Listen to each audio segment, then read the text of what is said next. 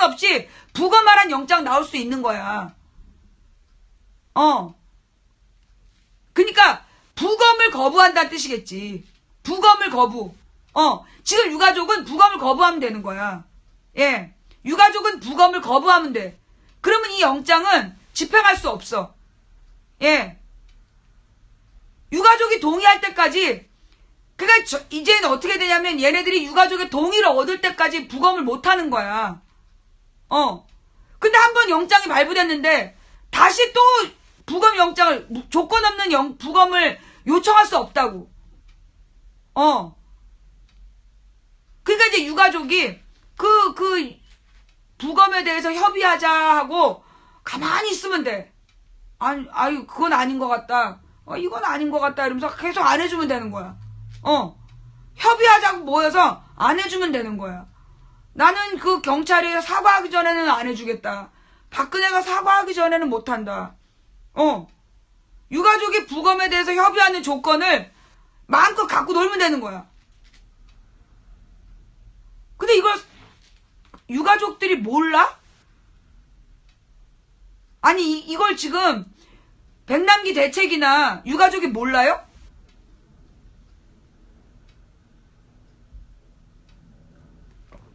병원을 지정한 게 또 어떤 의미가 있느냐? 오늘 아침 변상욱 대기자의 기사 봤어요? 거기 뭐라고 나왔냐면 옛날에 박종철 그 고문치사 사건 때 그때 경찰이 부검을 경찰병원에서 하겠다 그랬대. 정부는 경찰병원에서 하겠다 그랬는데 그때 병원을 경찰병원이 아닌 어느 병원을 지정을 한 거야. 그래갖고 그 병원에서 제대로 부검을 해서 거기서 밝혀졌대요. 고문치사가. 세브란스였나? 예. 그러니까 이제 그 박종철 사망했을 때, 예. 정부에서는 경찰병원에서, 그 경찰병원은 다 경찰 공무원들이잖아. 그 공무원과 연관된 사람들이잖아. 경찰 공무원을 위한 병원이 경찰병원이야. 다 부상당한 경찰들을 위한 병원. 그 경찰병원에서 부검하겠다는 걸, 그걸 못하게 하고 병원을 지정을 한 거야. 그래서 중앙대학병원인가 그 대학병원에서 부검을 해서 사실대로 밝혀진 거예요. 고문으로 죽었다는 게. 예. 그래서 이 영장에 병원을 지정했다는 게 그런 의미다. 아니 내가 뉴욕에서 알고 있는데 어떻게 한국에서 모르냐? 아니 내가 지금 뉴욕에서 그걸 알고 있는데 어떻게 한국에 있는 사람들이 모르냐고. 오늘 변상욱 기자의 그 내용을 보면 이 판사가 한국의 부검 관련 주요 쟁점을 완전하게 이해한 사람이다. 그래서 이 조건부 영장을 발부한 거다.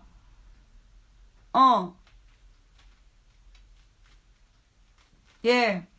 자, 그러니까 여러분 이거 한번 읽어볼까요? 종로 경찰서로부터 오전에 등기 우편으로 공문을 받았다. 그러나 유가족의 부검 반대 입장이 확고하기 때문에 협의에 응하지 않겠다는 입장이다. 영장대로 하고 있는 거야. 영장대로 하고 있는 거야. 잘하고 있는 거네. 그러면 지금 투쟁이도 제대로 하고 있는 거예요. 그러니까 이 영장은 조건부 영장이기 때문에 유가족이 동의 안 하면 부검 못 하는 거야. 예. 유가족이 동의 안 하면 부검 못 하는 거라고. 예. 부검 거부만 하면 되는 거야. 예. 근데 이제 지금 투쟁이 활동이 막 그 경찰을 막기 위해서 노숙하고 이런 모습들을 막 보여지고 있잖아. 그러니까 이제 그런 어떤 열의와 열정을 가진 시민들이 모여가지고 경찰로부터 백남기 농민의 시신을 지키겠다라고 하는 것까진 좋은데 그 내용을 인터넷으로 전파하는 과정에서 좀 이상한 플레이가 들어가는 것 같아요. 예. 그러니까 이 민주시민들이 지금 이제 그 유가족들 옆에서 대책위 옆에서 힘이 되고 있는 상황이야. 그런데 그게 인터넷상에 퍼져나갈 때 이상하게 허위사실들이 끼어들고 있는 것 같다. 오판이 끼어들고 있는 것 같다. 와전을 시켜 누군가가. 그러니까 조국 교수하고 표창원이 다른 입장이라는 둥. 그 조국 교수랑 판사가 죽일 놈이라는 둥. 인터넷에서 글 쓰는 애들이 교묘한 물타기를 지금 하는 걸로 보인다. 예. 그러니까 이게 민주 시민들이 잘못했다라는 얘기가 아니라 민주 시민의 활동을 전파하는 과정에서 좀 오버액션하는, 오버로 글 쓰는 사람들이 있는 것 같다. 과도한 글쓰기. 관심 끌고 싶고 막 좋아요 받고 싶어서 무리한 글쓰기가 되고 있는 거 아니냐.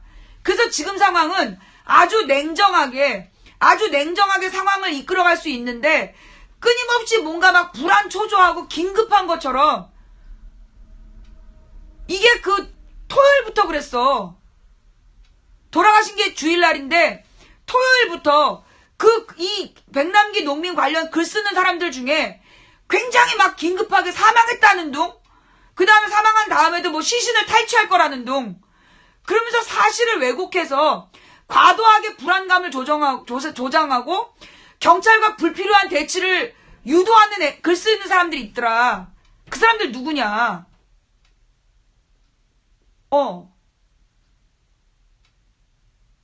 내가 보니까 지금 상황을 정리해보니까 그게 문제인 것 같네. 예. 그러니까 이제 지금 그 분위기 인터넷상에서 토요일날 백남기 농민 죽었다! 몇 사람이 주장했어.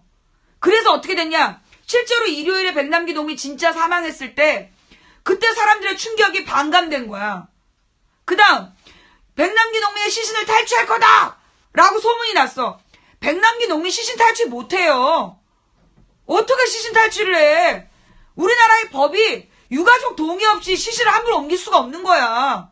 근데 시신을 탈취하려고 한다! 누군가 인터넷에 거짓말을 했어.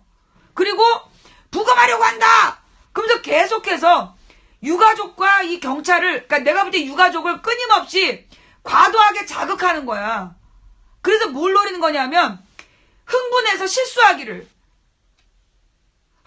실수해서 과도한 반응이 나오기를 지금 난 유도하고 있는 사람들이 있다고 봐. 분명히. 그래서 지금 얘네들이 노리는 건 지금 시민들의 과격한 반응을 노리는 거예요. 시민들의 과격 시위를 지금 유도하는 중이라니까. 내가 화요일부터 일관되게 얘기하잖아. 그런데 조국 교수가 그렇게 똑같이 얘기했더만. 에? 누구야. 옛날에 외대 정원식 달걀 사건을 기억해라. 옛날에 외대 정원식 달걀 사건이요. 어떻게 된 거냐. 그때 막 학생운동이 엄청 막 그 몇 년도인지 찾아봐봐. 막 활성화되고 있었어. 그런데 뜬금없이 갑자기 외대에서 정원식한테 대학생들이 달걀을 던진 거야.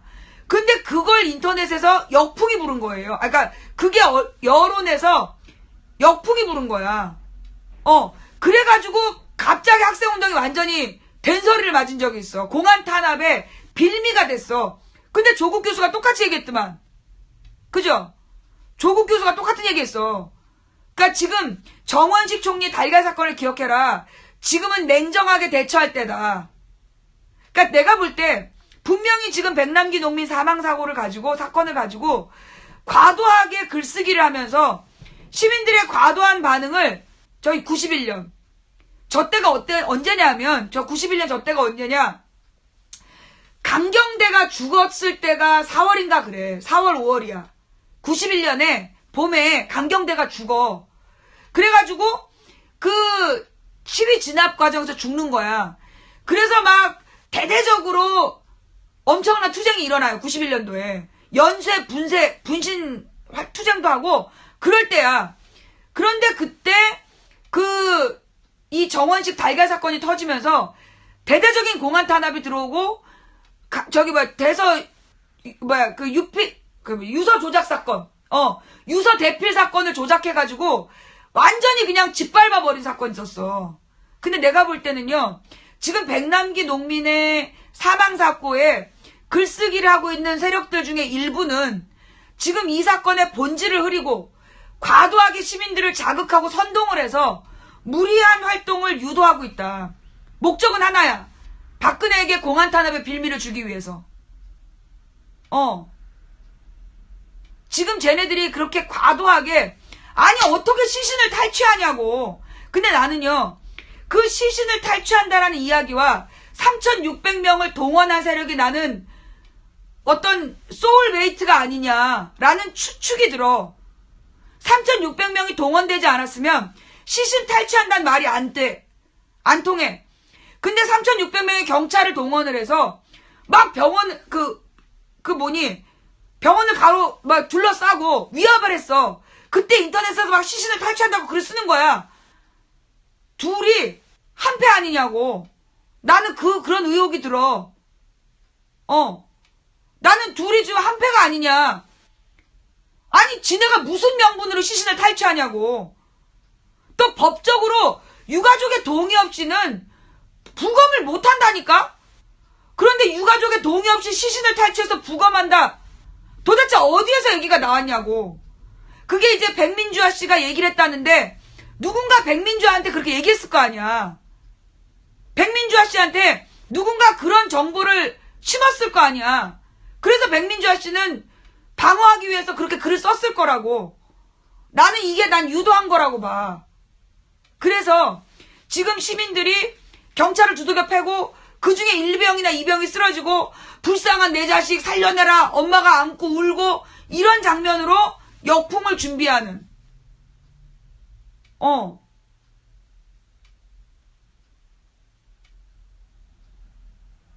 내가 볼 땐 그랬어 분위기가. 근데 나는 나 혼자 그렇게 생각한 줄 알았는데 솔직히 내가 여기 뉴욕에 와가지고요 너무 스트레스 받은 이유가 그거였어. 내가 잘못 생각하는 걸까? 지금 백남기 농민 사망에 대해서 지금 한국에서 막 분위기 유도하는 그 사람들이 옳고 내가 잘못 생각하는 거 아닐까? 그게 내가 막 고민이 됐다고. 내가 감이 떨어진 걸까? 촉이 죽은 걸까? 나 진짜 고민했어. 근데 조국 교수의 말을 딱 보면서 맞아! 이 말이 맞아! 내가 얘기한 것도 이거야. 경찰 지원을 병원에서 지원해달라고 했다. 그러니까 경찰을 투입해서 폭력을 유도한 거예요. 난 그렇게 봐요. 그래서 이번 문제는 그 백남기 농민을 유가족의 동의 없이 현행 법상 유가족의 동의 없이 그 부검할 수 없어요. 예.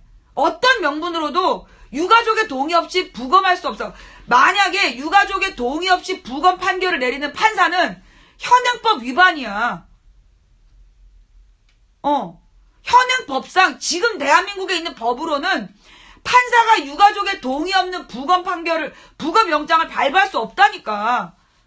그래서 지금 영장에도 유가족의 동의를 받아 부검하라는 얘기가 나온 거야. 그런데 누군가가 과도하게 상황을 왜곡하고 과장해서 시민들을 자극하고 있어요. 내가 볼 때 그렇게 느껴져. 시민들을 자극하고 있는 거야. 그래서 어떤 과도한 행위를 유도하고 있는 거야. 그래서 왜? 목적은 하나야. 예. 목적은 지금 시민들로 하여금 과도한 행동을 유도하고, 자, 여기서 중요한 얘기. 내가 미국에 오는 비행기 안에서 검사 외전을 봤어. 내가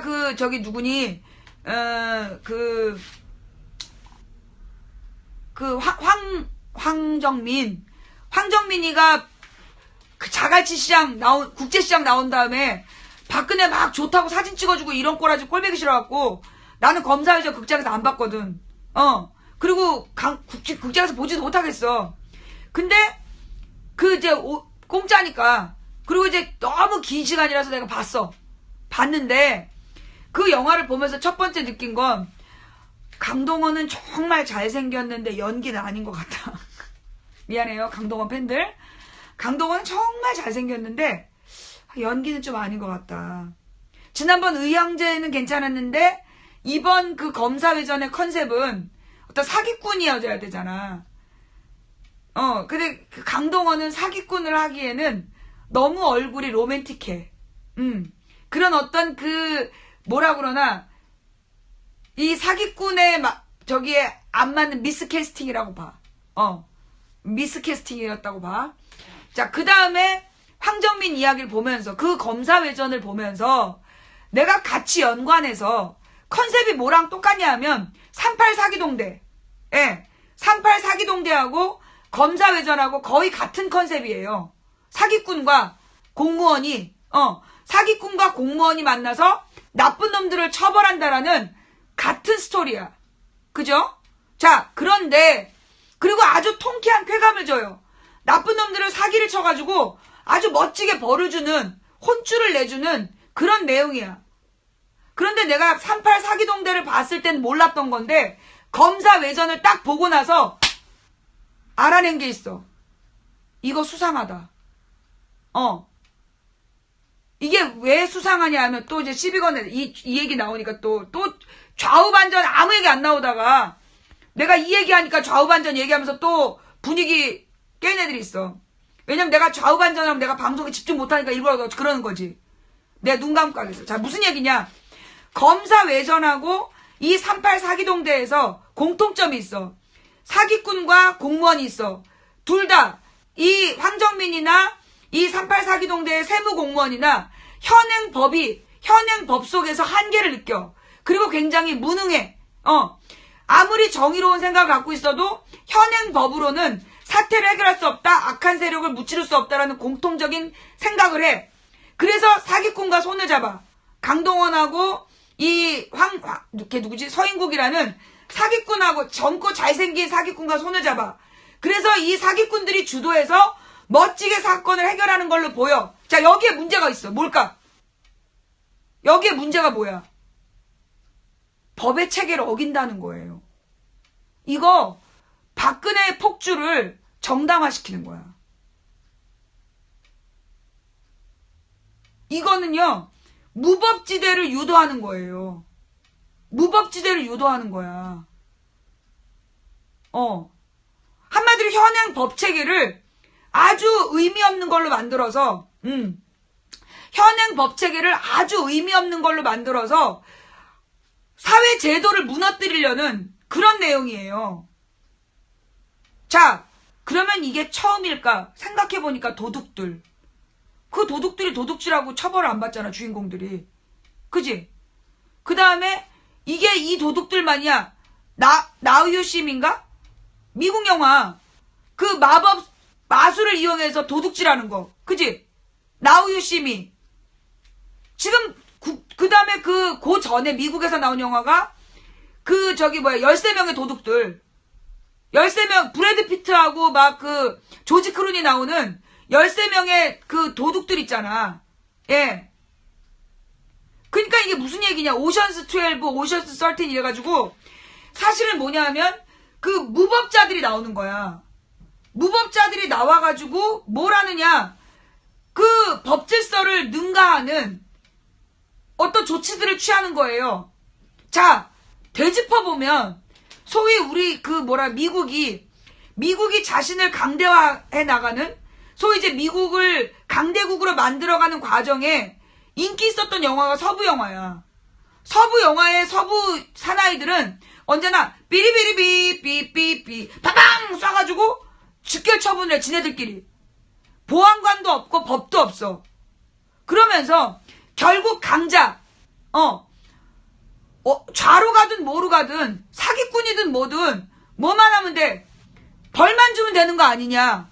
변칙. 변칙. 그리고 결국은 뭐냐? 강자 중심. 강자 중심의 세계관을 만드는 거야.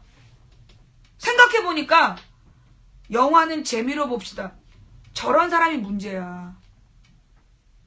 여러분, 영화는요 절대 재미로 보는 거 아니에요.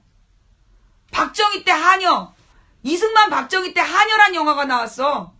그 하녀를 베껴놓고 막 고문하는 장면, 그거 사메스 정책이었어. 전두환 때 산딸기 1, 2, 3, 4, 5, 그 다음에 막 젖소 부인, 에마 부인, 변강세, 이거 왜 나왔는데 이게 사메스 정책이라는 거야. 스크린을 그 영상 화면을 국민 세뇌에 이용하는 거예요. 예, 국민 세뇌에 이용하는 거야.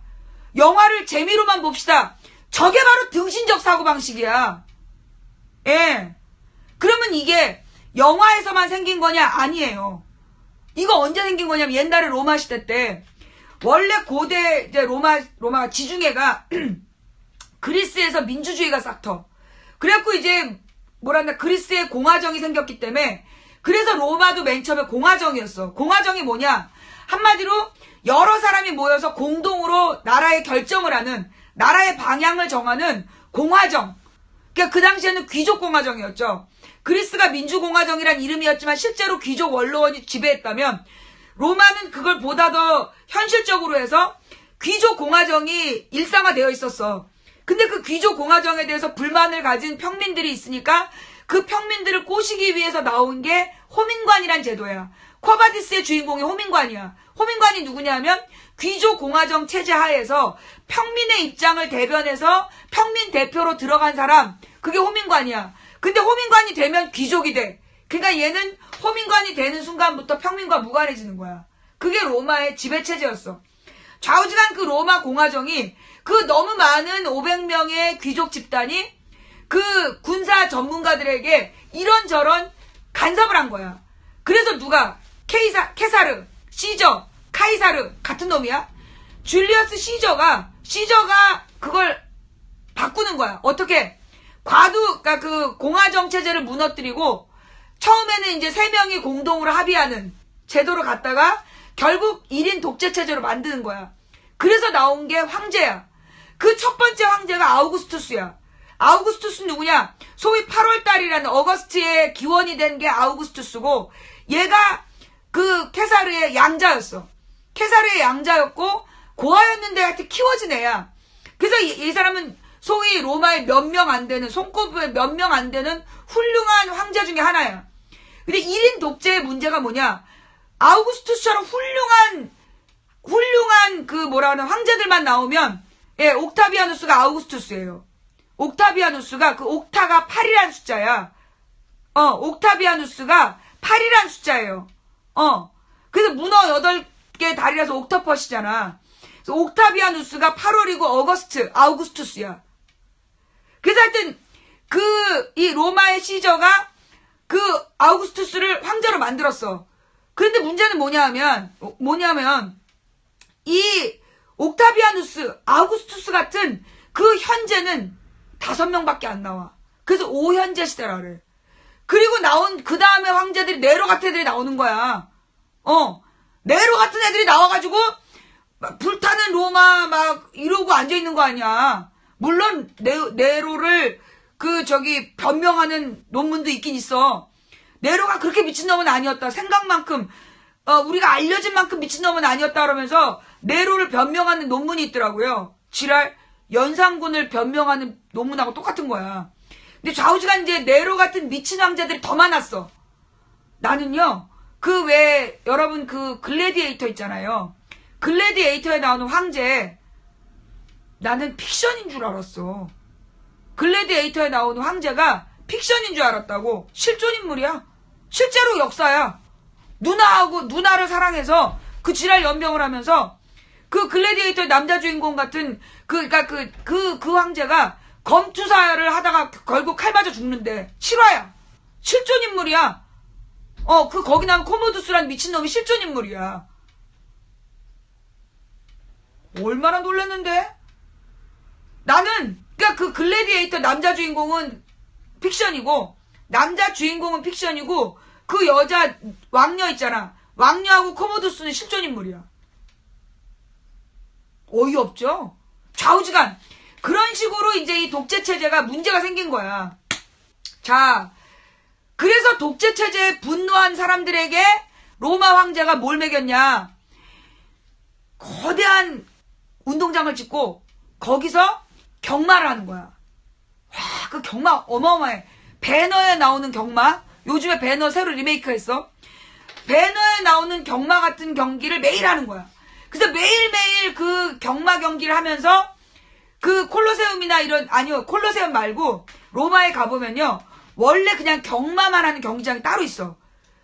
굉장히 넓은데 그냥 이렇게 계속 도는 타원형으로 계속 돌게 되어 있는 경마장이 따로 있어. 그러니까 배너에 나오는 경마장은 콜로세움이 아니야. 경마만 하는 이렇게 타원형으로 계속 도는 경마장이 따로 있고 그리고 콜로세움은 검투사용이야. 격투기, 그러니까 맨 처음에는 검투사들이 동물을 죽이다가 나중에는 사람을 죽이고 나중에 기독교인을 동물들이 뜯어먹게 하고 그게 모두 콜로세움에서 벌어진 일인데 사람이 피를 보면 흥분해. 그래서 그러니까 그 인간의 사이코패스 기질을 자극하는 거야. 피.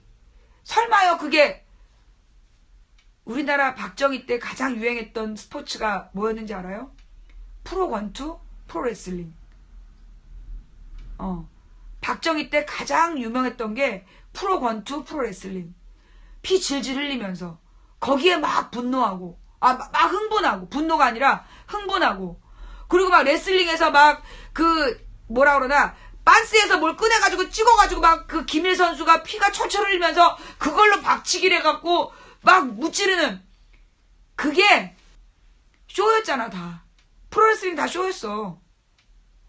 지금은 UFC 같은 거죠. 그래서 이 모든 게요 정치적으로 만들어진 거야. 정치적으로 만들어진 거야. 그래서 뭘 했느냐 소위 영화가 특히 옛날에는 그래가지고 그 고대 그리스에서 연극을 했어. 맨 처음에는 정권 비판이었어요. 초기 연극들은 다 정권 비판이었어. 그런데 점점 인간의 본성이라는 데에 집중해서 신화적인 얘기로 가다가 야해진 거지. 그리스의 연극들이. 그래서 정치적인 문제에 무관심하게 만들고 우미나의 한 전략으로 쓴 거야. 그리스의 원형극장이. 그 극장은 원형극장이 유명한 데는 그리스 문화권이야. 예. 그리스 문화권에 가면 다 원형극장이 있어. 그 원형극장에 나오는 주제들이 다 정치적인 문제야. 그러면서 정치적으로 대부분의 내용이 잘 생각해봐. 독재자를 옹호해. 그리스의 유명한 그 고대 문학 작품들이요. 독재자에 대한 연민이야. 독재를 비판하지 않아. 막 아내를 죽이고 막 자식을 죽이고 오만 잡짓거리하고 비윤리적인 독재자를 굉장히 로맨틱하게 그려. 그게 원형극장에서 상영됐던 내용이야. 그 다음에 이 로마의 콜로세움은 이 로마 사람들이 굉장히 다혈질이야. 우리랑 비슷한 기질이야. 그 사람들을 불러 모아놓고 거기서 피를 보고 하루 종일 포도주를 마시면서 빵을 먹는 거야. 그리고 앞에서 다 벗은 여자들이 왔다 갔다 하고. 그래서 로마 시민들이 자기의 권리를 뺏겼는데 자기의 권리를 뺏겼다는 것 자체를 잊고 살았던 거야. 자기의 권리를 뺏겼다는 사실 자체를 잊고 살게끔 만든 거. 예. 그게 바로 그 사메스 정책이야. 그게 어떻게 됐냐? 이승만 때는 영화가 그렇게 많이 나오진 않았어요. 근데 박정희 때 영화를 이용했어. 왜냐? 박정희 때는 텔레비전이 전국에 배포되지 않았어. 60년대였기 때문에 박정희 시대에는 영화를 이용한 거야. 어떻게? 대한뉴스. 그래서 박정희 때는 뭐가 있었냐? 천막극장이라는 게 있었어요. 그 천막극장이 뭐냐? 시골 동네 공터에 천막으로 극장을 지어. 그래서 그 천막극장에 300원 내면 영화 3편 보여주는 그런 극장이 있었어. 그런데 그런 극장을 아주 싼 값에 볼 수 있게 해주는 거야. 대신에 대한뉴스를 봤어야 됐어. 그 대한뉴스가 박정희 우상화 뉴스였고. 그랬던 거예요. 그래서 그 영화를 이용해서 옛날에 그리스에서 원형극장을 이용하고 박정희가 영화 대한뉴스를 이용하고 전두환 때는 야한 영화, 황색 영화를 만든 거야. 스포츠 신문이 처음 나온 게 전두환 때야. 그리고 모든 프로스포츠가 대부분의 프로스포츠가 나온 게 전두환 때고 모든 프로스포츠를 지역하고 연관해서 지역을 이간질시킨 게 전두환이야. 철저히 지역 이간 제도로 만든 게 프로스포츠였어. 지금도 그런 걸 한다는 건가요? 대표적으로 여러분 몇 달 전에 박유천 성폭행 사건 들었죠?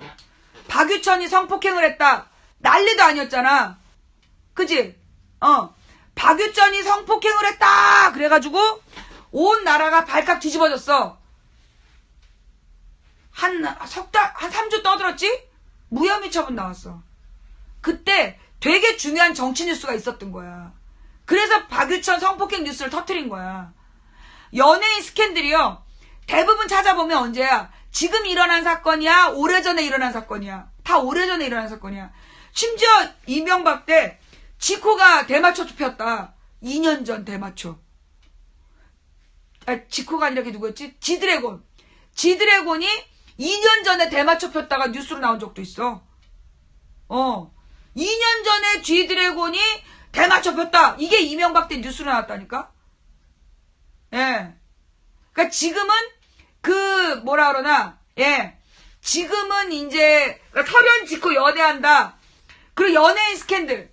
대부분 연예인 스캔들들이요. 정치적인 뉴스가 나올 때 나오는 거예요. 그게 3S 정책이야. 3S 정책. 그러면서 아주 유명한 연예 신문이 있어. 요즘에 뜨는. 그러니까 이명박 때부터 갑자기 유명해진 그 연예인 신문이 있는데 그 신문에서 나오는 특종들이 일반 기자들은 모르는 내용이야. 그래서 그 연예인 신문이 국정원하고 연관된 거 아니냐라는 설이 있어.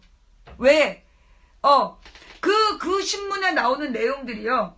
이거는 민간 사찰하지 않으면 모르는 내용들이야. 거기다가 해외까지, 그것도 이름 없는 신문사가 해외에서 여러 장의 사진을 확보했어. 이거 그 신문사에서 비행기값 그럼 몇백만 원씩 주고 기자를 보내서 미행을 시켰다는 건데 그게 가능하냐고. 불가능하거든. 자, 그럼 무슨 얘기냐? 이명박 정부 때 뭐가 터졌냐면 민간 사찰 사건이 터졌어. 그때 그 민간 사찰 사건이 터지면서 이명박 정부의 사찰팀이 다 털린 거야. 거기서 뭐가 발견됐는지 알아? 연예인 사찰팀이 따로 있었어. 이명박 때 민간 사찰 문제가 아주 심각하게 터진 때가 언제였냐면 2010년 10월이야. 2010년 10월에 민간 사찰 문제가 터졌고 그 민간 사찰 얘기가 한 달 동안 떠들다가 증거가 나와버린 거야. 수첩. 민간 사찰에서 기록한 수첩이 증거로 나와서 이명박 하야해야 된다라고 얘기했던 다음날 연평도가 피격당하는 거거든. 그게 그 스토리가 있어. 그런 것처럼 그때 이명박의 민간 사찰팀에 총리 직할로 총리 산하에 민간 사찰팀을 뒀는데 그 민간 사찰팀에 뭐가 있어? 그 연예인 사찰팀이 따로 있었어. 그래서 연예인을 사찰해서 그걸 제때제때 쓴 거야. 또 역사적인 사건으로 뭐가 있었냐면 이건희가 그 한국의 판검사들한테 어떻게 뇌물을 줬나 이게 터진 게 삼성 엑스파일이야.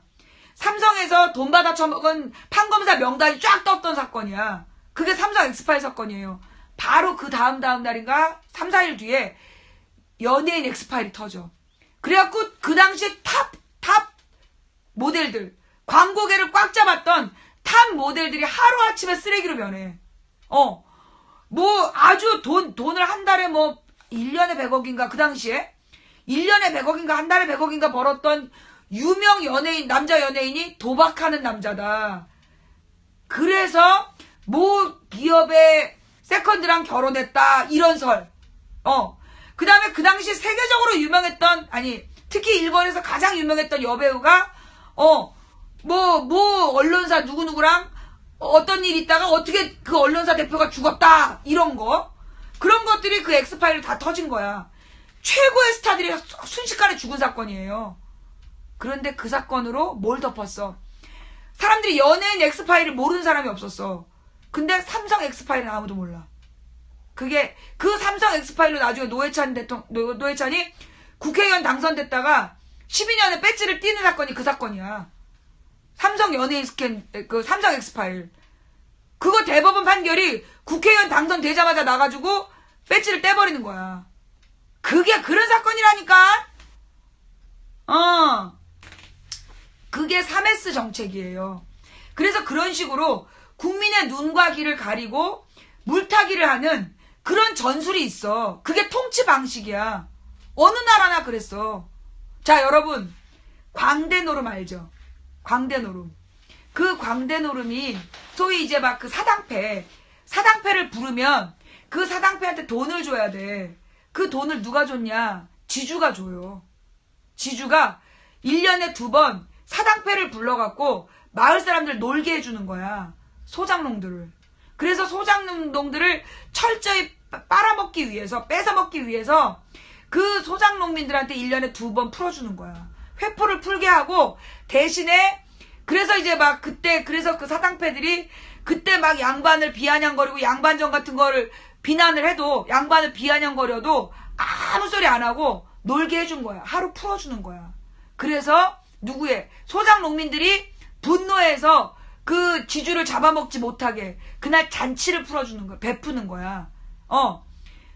광대 노름을 해주고 그 다음에 잔치를 베풀어가지고 그 국민 소장농들의 반발을 잡았던 거야. 그게 통치 방식이에요. 그리스의 원형극장, 그 다음에 로마의 콜로세움, 그리고 박정희 때 프로권투, 전두환 때 산딸기 1, 2, 3, 4, 5. 그때 그 정윤이가 젖은 한복을 입고 그냥 이때 정윤이었나? 하여튼 그 유명한 여배우가 그냥 젖은 한복에 젖꼭지가 확 살아있는 거기에 또 젖었어. 촉촉하게 젖었는데 입은 반쯤 벌리고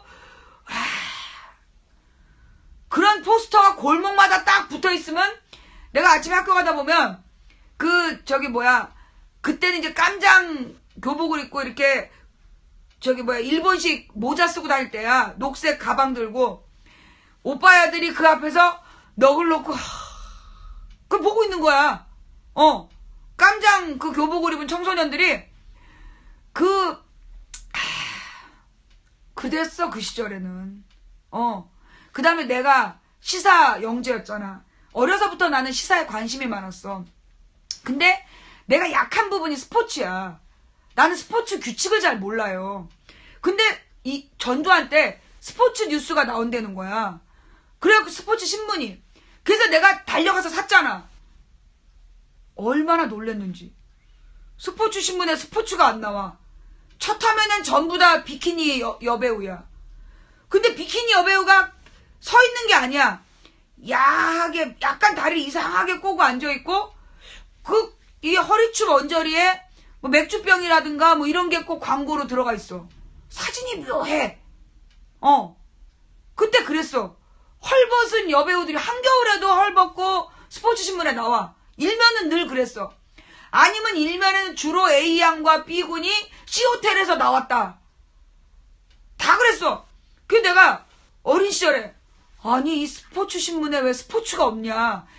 이제 한 8개쯤 지나고 나면 이제 프로야구 얘기가 나와.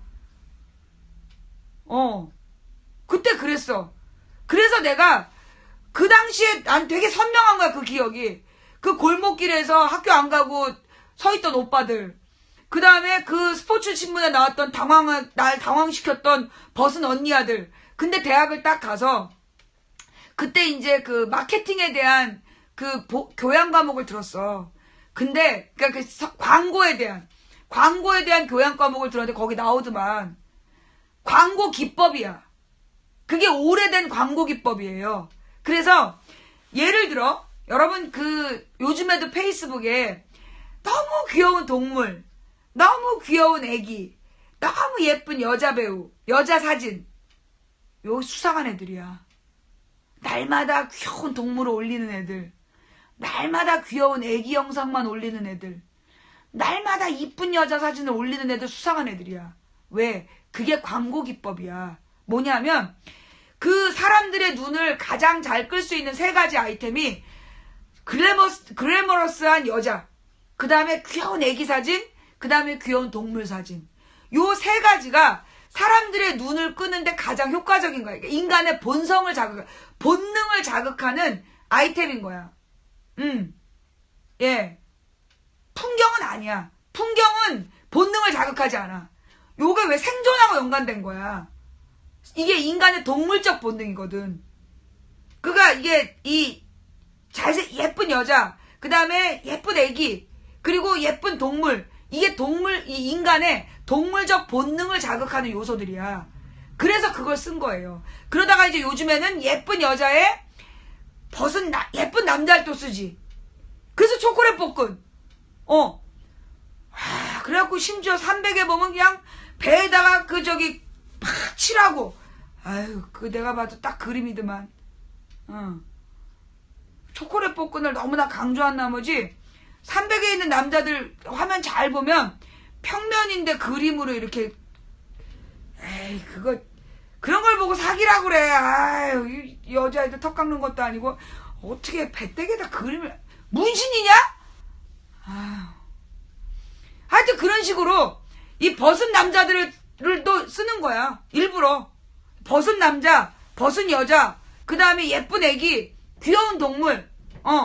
이게 인간의 동물적인 본능을 자극하는 아이템이야. 그걸 이용한 광고들은 굉장히 성공을 한 거예요. 그 다음에 뭐가 있냐면 섹스 어필이란 기법이 아예 있어. 성적 자극. 그래서 가슴이 큰 여자.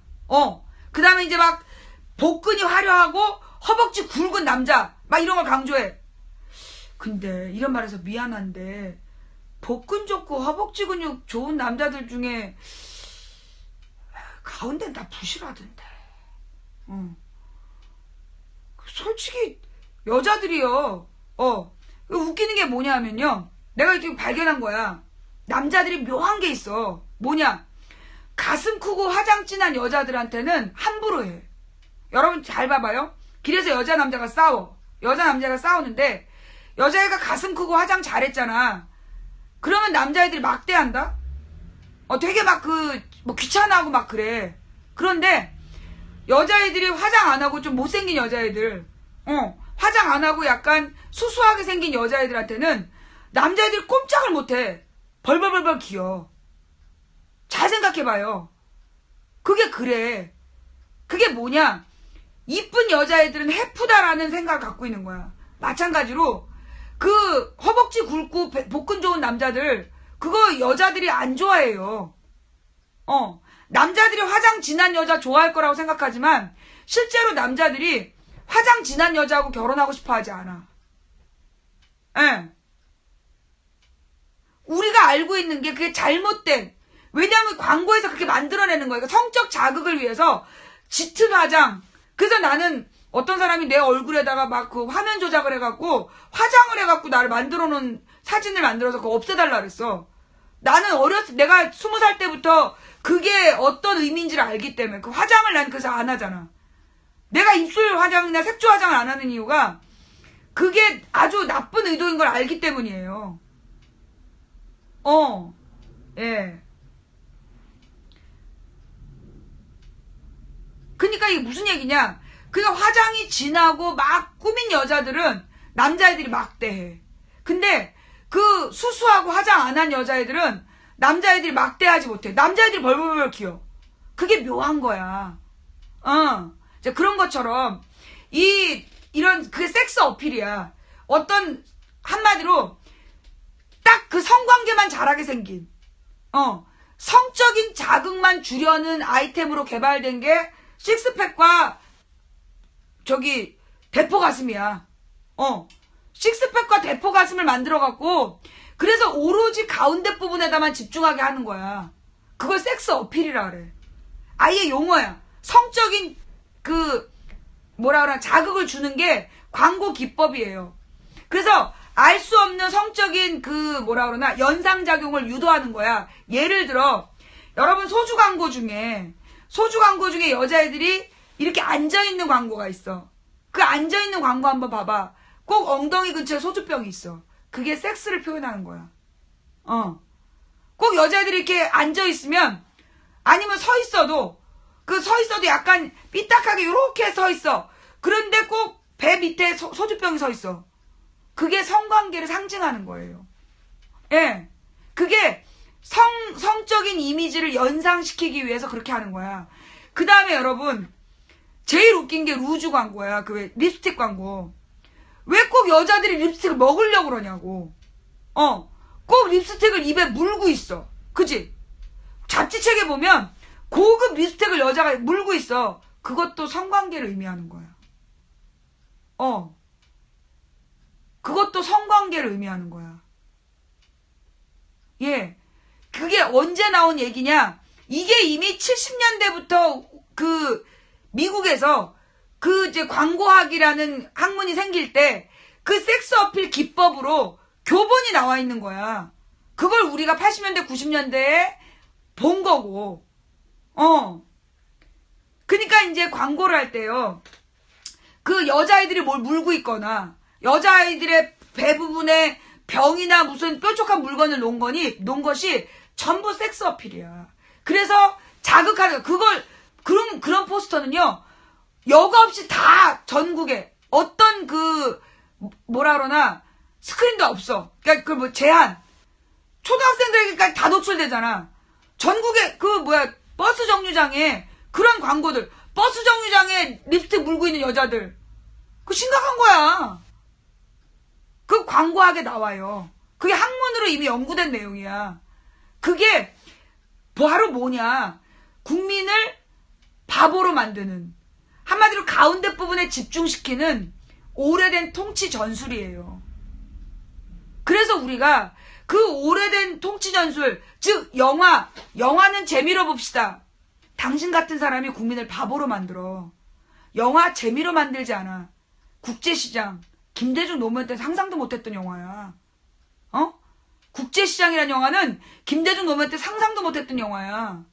김대중 노무현 때 대표적인 영화가 뭐야? 쉬리, 웰컴 투 동막골. 이런 영화들이 김대중 노무현 때 나왔던 영화들이잖아. 그게 뭐냐? 쉬리라는 영화가요, 우리나라에 굉장히 중요한 영향을 미쳤어. 그 당시에는 멀티플렉스가 아니었어.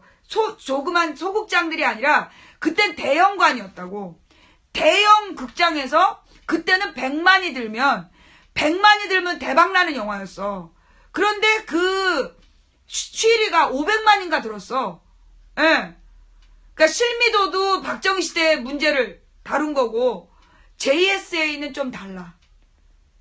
JSA는 김은주인이 사망 사건을 다룬 영화인데, 그건 약간 좀 다른 얘기고, 그래서 이제 그 영화라는 게 정치적인 배경을 갖고 만들어져요. 모든 시대에. 그러니까 전두환 때는 모든 영화가 벗었어. 벗고 또 벗고. 자, 여러분, 지금 12시가 넘었는데 왜 업이 안 올라가지? 예. 지금 12시가 넘었는데 새로 업하는 사람들이 왜 없는 거지? 하루가 지났으니까 또 업할 수 있잖아요. 그죠?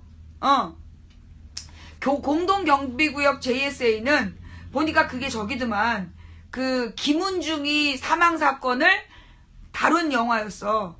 예. 네. 그래서 약간 성격이 다른 거고, 좌우지간 박근혜 때, 그리고요, 이 영화를요, 가령 예를 들어, 자, 터널. 굉장히 잘 만든 영화라며. 그런데 그 터널을 홍보를 안 해주잖아. 그죠? 그리고 빨리 내렸어. 그 대신에, 걔 누구니? 공유 나오는 영화, 부산행. 좀비 영화가 말이 되냐?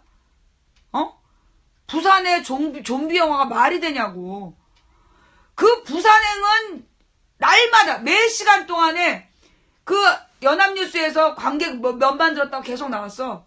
그 다음에 이번에는 또 뭘 띄우냐면, 그 공유 나오는 또 무슨 어설픈 독립운동. 뭐지? 어설픈 밀정. 지금 밀정 띄우고 있잖아. 왜? 공유가 뭐였지? 공유 나왔던 무슨 장애인 학교 고발 사건. 그 영화도 엄청 띄워줬어. 새 영화의 공통점이 뭐야? 공유가 나왔다는 거야. 언론이 무조건 띄웠다는 거야. 이유는 뭐? 도가니. 그러면서 광주 인하학교. 예.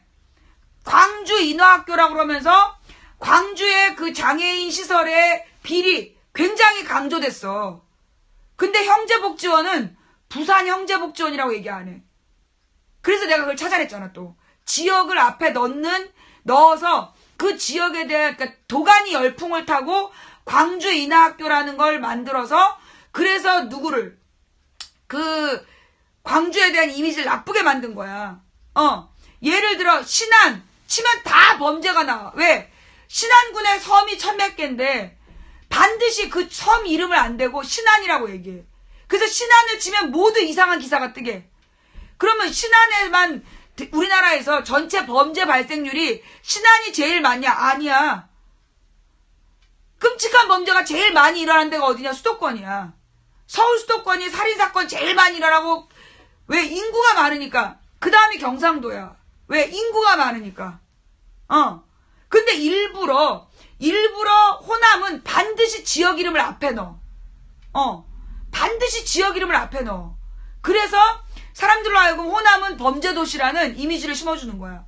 이게 전술이야. 언론 기법이야. 그런 거예요. 그래서 우리가 문화에 대해서도 끊임없이 감시하면서 봐야 되는 거야. 자, 그래서 내 얘기로 돌아가면 검사외전과 384기 기동대는 어떤 의미가 있느냐. 한마디로 법질서 필요 없다. 다 엎어버려. 이거 지금 박근혜가 국회 엎어버려. 똑같은 거야. 박근혜가 얘기하는 국회 엎어버려. 박근혜 지지자들이죠. 예. 박근혜 지지자들이 국회 없애버려랑 똑같은 거야. 검사외전 384기동대가 그 공무원들은 열심히 잘하고 싶지만 그 윗사람들이 썩었기 때문에 그래서 어쩔 수 없이 사기꾼을 동원해서 문제를 해결한다는 똑같은 스토리야. 근데 이게 노리는 게 뭐냐? 옛날 그 전에 도둑들, 타짜, 미국의 오션스 12, 그 다음에 이 마술 사기단 이런 것들처럼 한마디로 법 질서를 무너뜨리고 범죄자가 처벌받지 않으면서 쾌감을 느끼는, 그러니까 한마디로 그 나라의 근본을 무너뜨리는, 근본을 무너뜨리는 그 장치들이에요.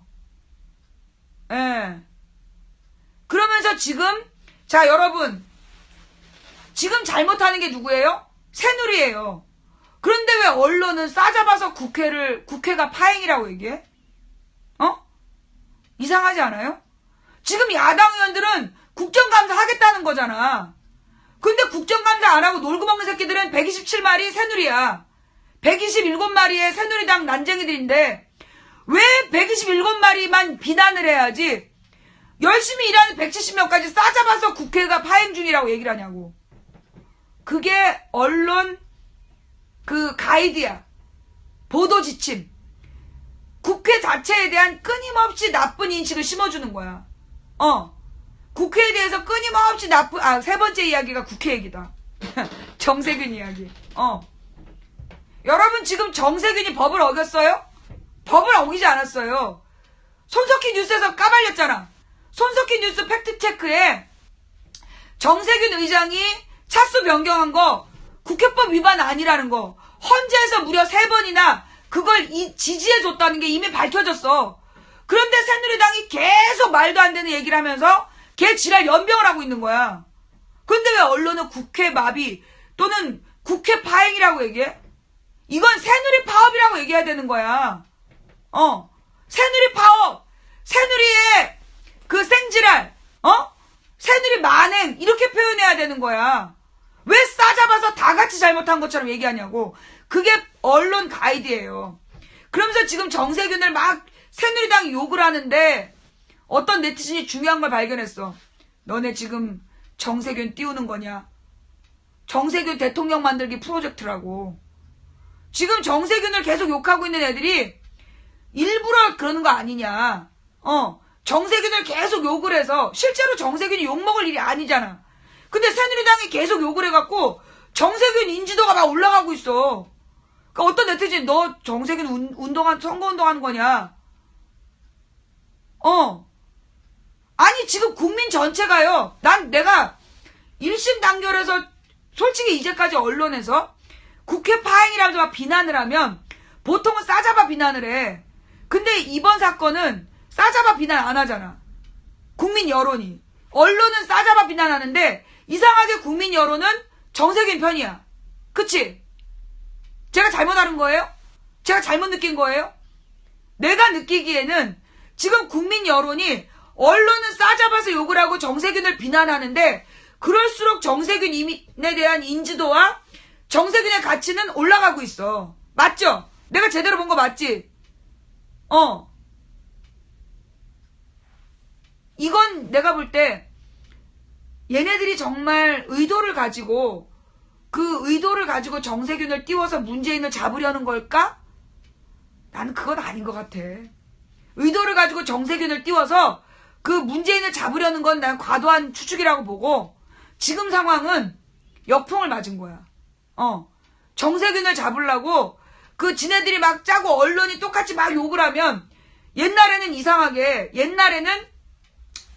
얘네들이 주장한 이제까지요. 야당이 욕먹었던 모든 사건들이 이랬어요. 이제까지 야당이 다 욕먹었어. 언제나 새누리당이 깽판을 쳐. 새누리당이 깽판을 치면 그 욕은 야당이 먹었어. 언제나 그랬어. 이번에 정세균 의장이 처음 그런 게 아니라 언제나 야당은 저랬다니까. 그런데 그럴 때마다 무능하다고 싸잡아서 욕을 해왔어. 그래서 언제나 야당이 아무것도 못하는 무능한 존재로 보였던 거야. 그런데 이번만은 국회 TV를 통해서 모든 문제가 다 드러났고 그 다음에 정세균이 정진상이 진상 떠는 게 막 그 영상으로 만들어져서 뿌려졌고 초장에 이미 판이 정해진 거야. 그러면서 이제 이게 내가 볼 땐 언론에서 아무리 정세균을 욕하고 국회를 싸잡아 비난해도 이제 국민들이 특히 나는 이게 손석희 영향이 아닐까 싶어. 손석희 뉴스에서 진실을 알려줬기 때문에 그래서 국민들이 정세균 의장 편에 서게 된 건 난 손석희의 영향력이라고 봐.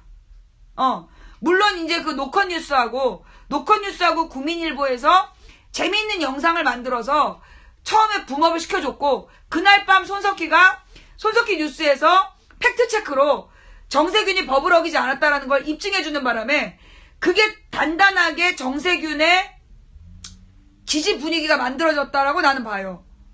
네. 그래서 지금 언론 플레이가 안 먹히고 역풍이 불고 있는 거라고 나는 봐. 예.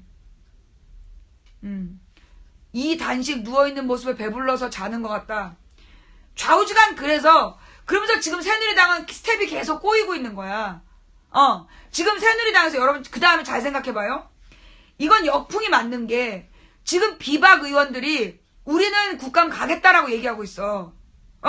비박 의원들이 자기네들 국감 가겠다. 그리고 친박이 국감 못 가게 막는 분위기야. 그럼 비박 애들이 국감을 가겠다라고 얘기하는 건 지금 쟤네들 냉정하게 여론이 자기들에게 불리하다는 거 아는 거야. 비박계는 이제 친언론이거든. 친언론인데 얘네들이 자기네들이 언론으로 조작을 해봤자 안 통한다는 걸 아는 거야. 그러니까 이제 얘네들이 자기네들은 국감 돌아가겠다라고 얘기를 하는 거고. 그런데 이제 이정현과 친박들은 못 가게 무조건 막고 있는 거고. 예. 그러면서 지금 언론의 중심 장면을 우리가 여기서 깨달아야 되는 건 지금 계속해서 이제 미르재단, 스포츠재단 얘기가 굉장히 이제 중심에 있는 거잖아요. 근데 나는 이 미르재단, 스포츠재단 얘기가 그래 나 이제 더 이상 비판 안 할게. 언제까지 가나 보자고. 미르재단, K스포츠재단 기사가 언제까지 가나 한번 보자고. 지금 중요한 건 이번 국감이 미르재단, K스포츠재단의 800억 모금 과정 그거 하나 밝히고 끝날 국감이 아니라는 거야. 진짜 내년 대선을 앞두고 마지막 국감이야. 여소야대 국면에서 치르는 마지막 국감이라고 봐야 돼. 왜? 내년 국감 못해. 대선 때문에 국감에 아무도 관심이 없어. 그래서 이번 국감에 중요한 문제를 다 다뤄야 돼. 박근혜 경제정책 실패, 세월호, 국정원 댓글 사건 이런 것들이 진짜 중요한 다뤄야 될 문제들이야. 여소야대가 왜 됐냐고. 여소야대를 만든 이유는 국민들이 박근혜의 경제성 실정에 대해서 분노한 거야. 그래서 야당에게 표를 준 거거든. 그러니까 경제정책 실패에 대해서 명확하게 비판하고 이게 중심이 돼야 돼. 그 다음에 세월호 특조위는요, 기간 연장을 하자고 싸울 필요 없이 그냥 법제처에서 행정부에서 법안을 집행하기 위해서 질문하는 데가 법제처야. 근데 이 법제처에서 세월호 특조위 활동은 내년 2월까지라고 이미 증명한 거야. 위원회가 꾸려진 날로부터 1년 6개월이다. 그러니까 지금 이 세월호 특조위 기간은 이미 연장됐다라고 보고 세월호 특조위를 어떻게 보장할 거냐라고 밀고 나가야 돼. 170명의 야당 의원이 그거 하라고 뽑혀준 거잖아.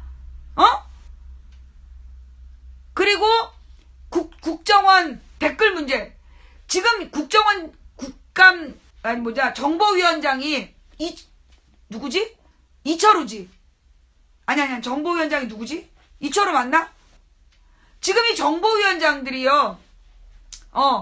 얘네들이 지금 사드 문제를 가지고 국정원 댓글 사건이 그냥 넘어가고 있어.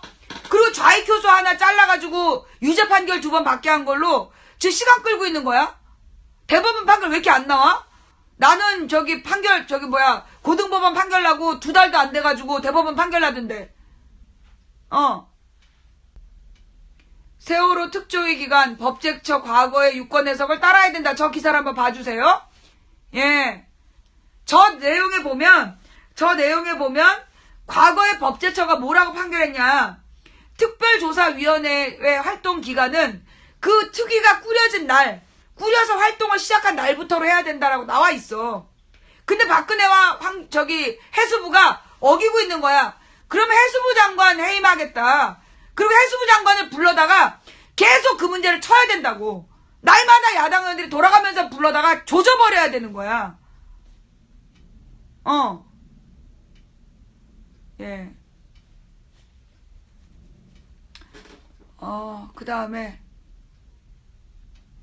하여튼 이 파견 공무원들의 업무 방해 요지경, 그러니까 공무원들 없이 특조위 활동은 보장해야 된다. 그리고 지금 국정감사 끝나면 예결산위원회야. 그 예결산위원회에서 야당이 170석이잖아. 언제나 새누리당이 170석 지들 멋대로 개질했잖아. 특조위 예산을 확보하는 거. 그거 목표로 움직여야 된다. 그러니까 지금 쟤네는 90일 동안 논의를 못하게 막아놔서 우리는 할 수가 없다. 그건 박주민 얘기고, 할 수 있는 일이 없다. 그 박주민 얘기고, 지금 박주민 말고 다른 단체, 다른 농림수산위원회에서는 세월호 문제 제기 계속 하고 있잖아. 세월호를 얘기하고 국회로 간 박주민은 손 쓸 방도가 없다고 앉아있고, 지금 농림위원회, 거기가 박완준가? 그 사람 주도해가지고 지금 세월호 문제에 대해서 계속 문제 제기하고 있잖아. 그러니까 국회의원들이 포기하면 안 돼. 포기하지 말고 행안이면 행안이 각 위원회에서 야당이 170이야. 그러면 상임위원회에서 야당이 더 많을 수밖에 없어. 그런데 이번에 세월호 국정원 댓글 사건 경제정책 실패에 대해서 심판하지 못했다. 그러면 내년 대선은 없어. 내년 대선은 없어.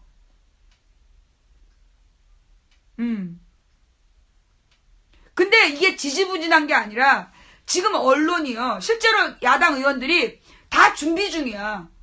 그런 부분들 다 준비 중이거든. 왜냐하면 1년에 스타가 될 수 있는 기회가 그때밖에 없기 때문에 지금 국정감사로 다 준비해 놓은 거야. 그래서 지금 이정현이가 단식쇼를 하고 언론에서 K미르로 도배질을 하면서 국정감사를 가리고 있는 거야. 기다려. 내가 다음 주 화요일 날 서울 간다. 너네 기다려. 내가 다음 주 서울 가면 그 다음부터는 국회 앞에서 날마다 생방송 할까 생각 중이야. 그 다음부터 내가 국회 앞에서 날마다 생방송 해볼까. 예. 나 이제 다음 주 지나고 다음 주 화요일이면 내가 서울 간다. 앞으로 국회 앞에서 내가 날마다 낮 2시에 생방송 할 수도 있어. 국회 앞으로 출근할 수도 있어. 국정감사 기간에. 이제 집에서 우리 재민이가 그 방송을 받아줄 수 있기 때문에 우리 박 PD를 집에서 그 방송 서브하게 하고 나는 국회로 출근할 수 있어. 우리 국회 앞 생방송 한번 망치부인이 스트레이트로 12월까지 한번 해봐.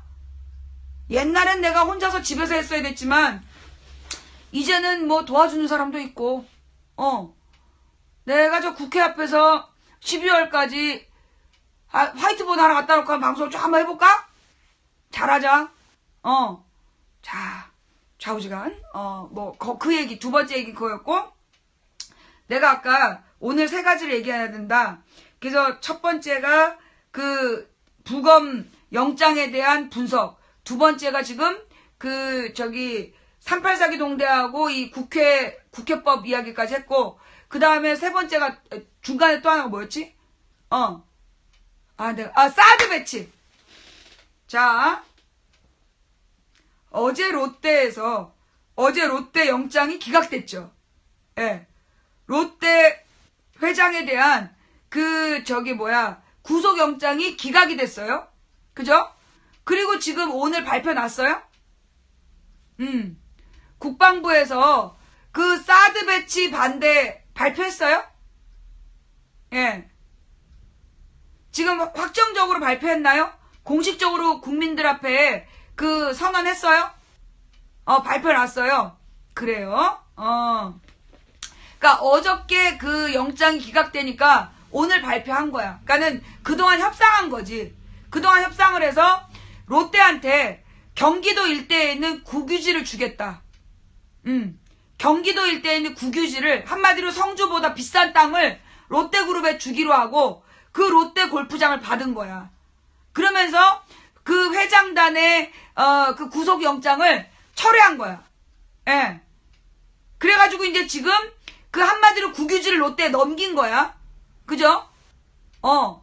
그러면서 지금 이제 사드를 롯데 그 CC에다가 배치한다라고 발표하고 미국 국방부에서는 하루라도 빨리 신속히 사드를 배치해야 된다. 그러면서 지금 막 설레발을 치고 있는 거야. 그러니까 이제 어떻게 해야 돼요? 이제 포기해야 되나요? 막 그러시잖아요.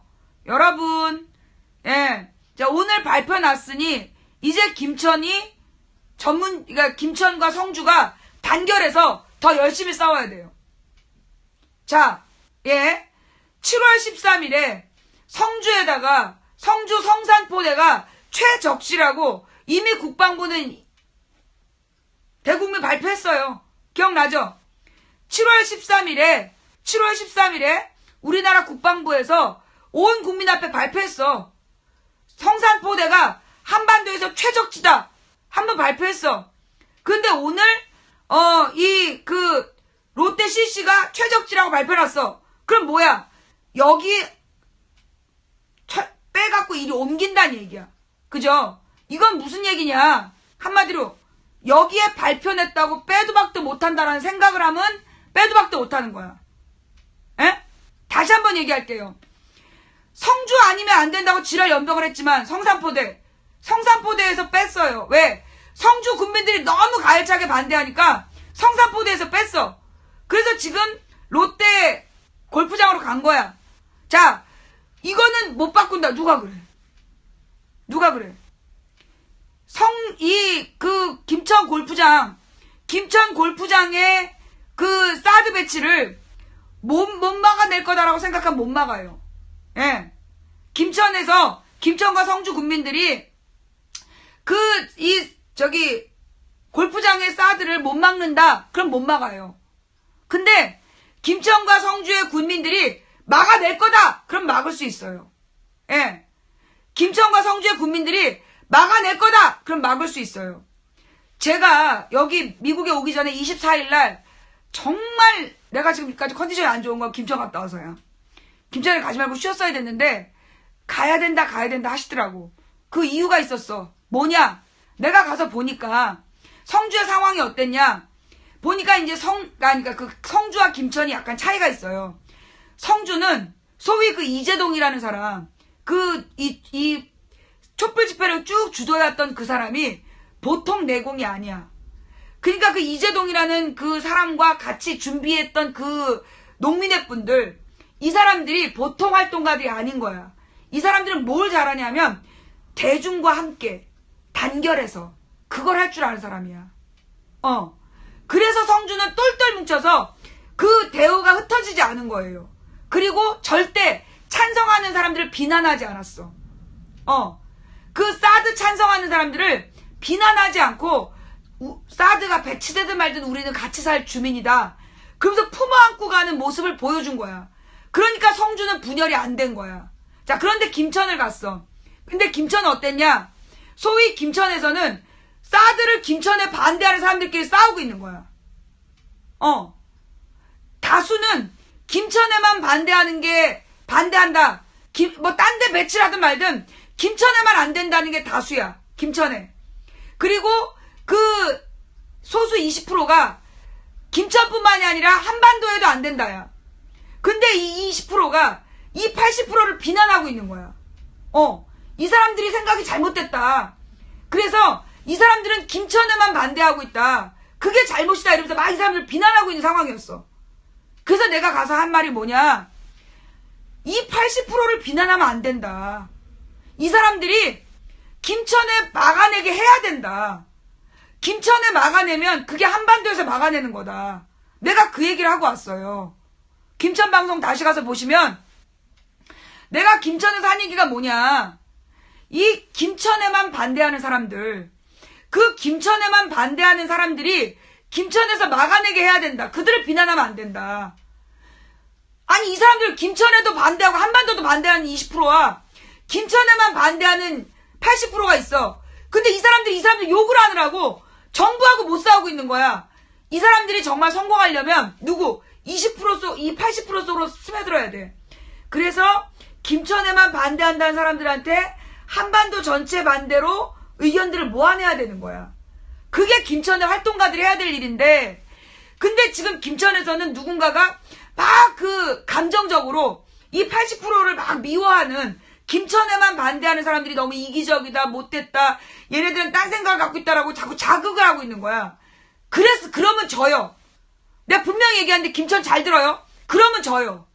이 김천에 반대하는 사람들을 비하하고 무시하면 집니다. 근데 이 사람들은 자기네들은 촛불을 지키고 얘는 촛불을 끄려고 했다. 그러고 비난하는 거야. 그렇게 비난하면 안 돼. 뭐라 그래야 돼? 우리 촛불 켰으니까 김천 반대 오세요. 해야 된다고. 지금 소위 앞대가리들은 싸울지라도 일반 김천 국민 100%가 김천에 사드 배치 반대야. 그렇잖아. 100% 사드 배치 반대야. 20%가 한반도에도 반대하는 거야. 근데 김천에도 반대하고 한반도에 반대하는 사람들이 김천에만 반대하는 사람들하고 적이냐고. 동지야. 옛날에 국고갑작도 했는데.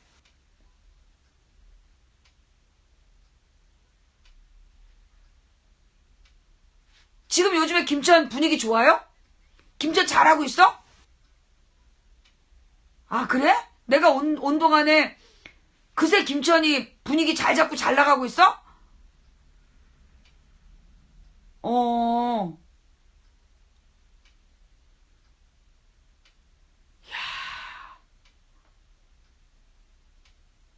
24일 분위기 되게 심각했는데 그 사이에 화합해갖고 지금 잘하고 있어요?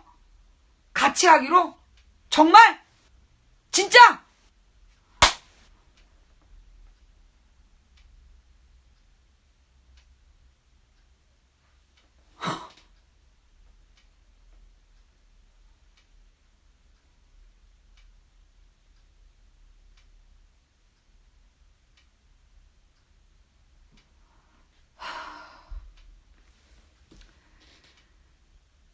김천 시민 여러분 존경합니다.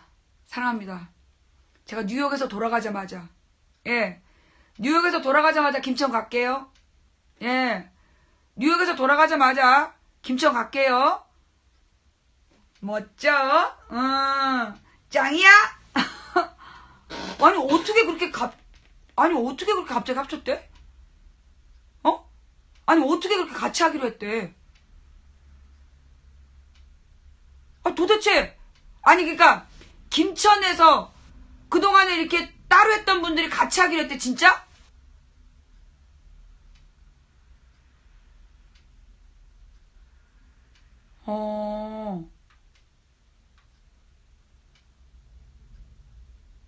어떻게 그랬대? 가서 들어봐야 되겠다. 내가 가서 어떻게 그런 결정을 내렸는지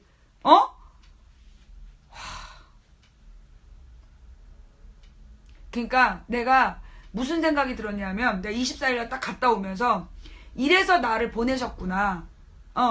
그러니까 사실 그 24일 분위기는 이분들이 너무 마음에 상처를 받은 거야. 이 사람들이 나가라 그래갖고 여기 몇몇 주도하는 놈들이 나가라 그런 거야. 그래서 이분들이 상처를 받고 막 요 대가리들을 미워하고 있는데 그러다 보니까 김천 국민들은 분열된 걸로 보였던 거야. 근데 그 상황을 내가 가서 본 거지. 물론 내가 가서 본 게 아니라 하나님께서 내 입을 통해서 그 문제를 진단하게 하셨던 것 같아. 그죠?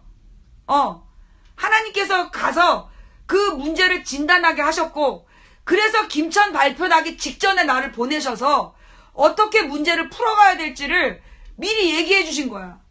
그지? 미리 얘기해 주신 거야. 그러니까 김천이 단결해야 된다. 단결해야만 막아낼 수 있다라는 걸 그때 얘기를 하고 온 거야. 근데 만약에 내가 그걸 안 하고 왔다면 지금 발표되는 순간 분열된 거를 막 확장시켜서 결국 흩어져 버렸겠지. 그죠? 이건 내가 한 게 아니야. 나도 가고 싶지 않았는데 기어이 나를 보내셔가지고 거기서 그 문제를 이야기하게 하신 그 하나님께서, 그 하나님께서 그 김천 문제에 해답을 주신 거야. 그죠? 아니, 내가 갔다 온 다음에, 그리고 나서 김천에서 연락이 온 거야. 그 발바닥 TV에 문광덕 기자가 나한테 처음에 연락을 한 거거든. 그래서 이제 내가 가게 됐는데 그분이 밴드에 올라온 글들이 내가 왔다 간 다음에 김천에 이제 젊은 새로운 활동가들이 우리가 뭘 해야 될지 이제 보인다. 그래더래. 뭘 어떻게 해야 될지 보인다. 그러면서 단결해서 같이 가야 된다라는 그런 장을 만들자라는 얘기가 나오고 있다라고 수고했다라고 문자가 왔어. 나 설마 그렇게 빨리 될까 했지. 근데 그새,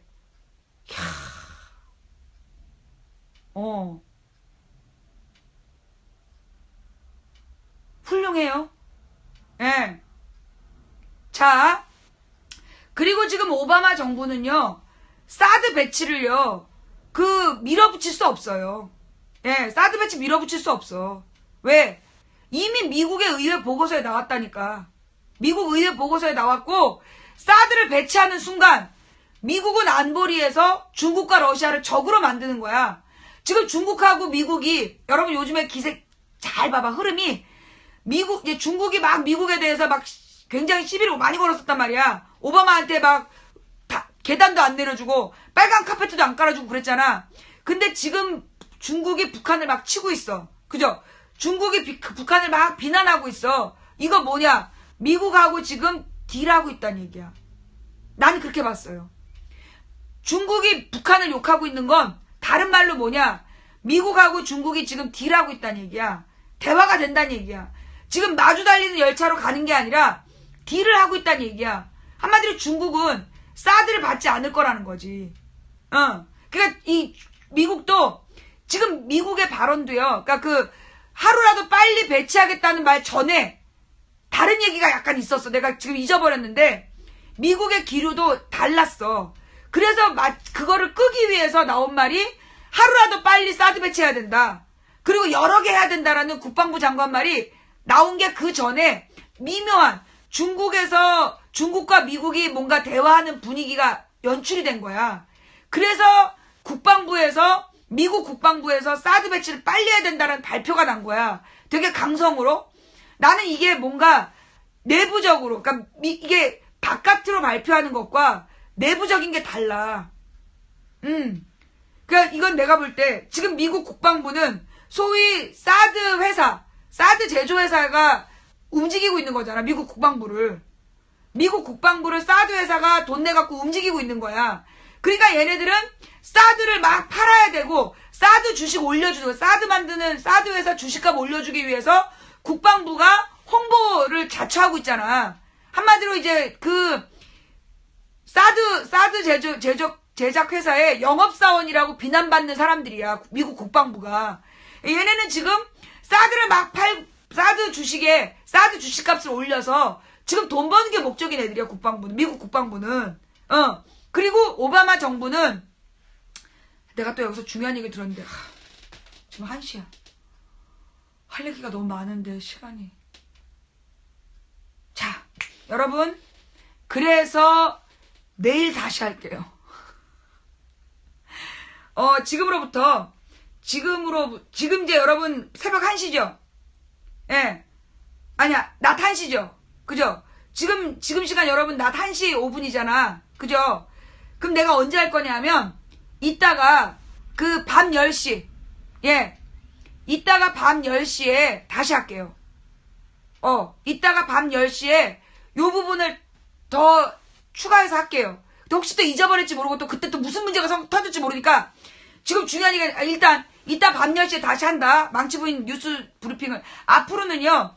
하루에 오전 10시 아니면 밤 10시에 뉴스 브리핑을 할 거예요. 이렇게. 예. 여기서 아침 10시 혹은 밤 10시에 그 뉴스 브리핑을 한번 할 거예요. 가령 내가 내일 그러니까 그 뭐라 그러나 모레 아침엔 없어 뉴스 브리핑이. 왜냐면 그 모레 아침에는 신앙 간증 집회이기 때문에 그러니까 오늘 밤 10시에 뉴스 브리핑을 하고 그 다음에 모레 아침 10시에는 뉴스 브리핑이 없는 거야. 신앙 간증 집회로 가. 그리고 그러면 그날 밤 10시에 모레밤이 토요일이에요? 모레밤이 토요일인가요? 중요한 뉴스가 없으면 안 할게요. 예. 중요한 뉴스가 없으면 안 하고, 예. 네. 그 토요일 밤에는, 아니야. 미안해. 거짓말이야. 토요일 밤에 방송하고, 일요일 아침에 방송 없어. 일요일 아침. 예. 여러분의 일요일 아침에는 방송이 없어요. 예. 한국의 일요일 아침에는 망치부인 생방송이 없고, 주간 재방송을 해달라고 그럴 거예요. 예. 예, 모레 아침에는 생방송이 없습니다. 그리고 그 모레 아침 지나서 이제 망치 부인이 다시 돌아올 거예요. 자, 무슨 얘기를 들었느냐? 오바마를 한국에서 지지했던 사람들이 너무 실망했다는 거야. 왜 실망했냐? 원래 오바마가 대통령 나올 때요. 북한하고 대화하겠다가 공약이었어요. 예. 오바마가 기자들하고 인터뷰할 때 북한하고 대화 못할 어떤 이유도 없다고 본다. 그게 오바마 입장에서. 내가 정확히 기억해. 8년 전 오바마가 언론사 인터뷰를 할 때 북한하고 대화 못할 어떤 이유도 없다. 그게 오바마의 공식 입장이었어요. 그런데 오바마가 대통령이 되자마자 정반대로 행동했어요. 북한하고의 관계가 계속 나빠진 거야.